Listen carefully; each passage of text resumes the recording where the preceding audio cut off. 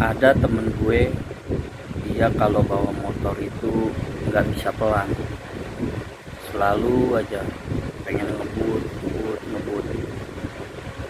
Nah, kemarin ini dia kan lagi pulang kampung nih, ikut lebaran di kampungnya. Dia bilang, wah kalau gua yang bawa motor, gua pulang kampung cuma sebentar, gak lama. Karena apa? Gua bawa motor jago, gua ngebut.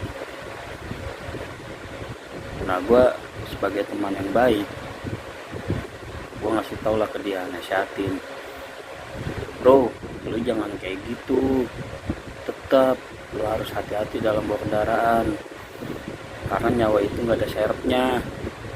Lagian lu mau ngapain sih ngebut-ngebut di jalan?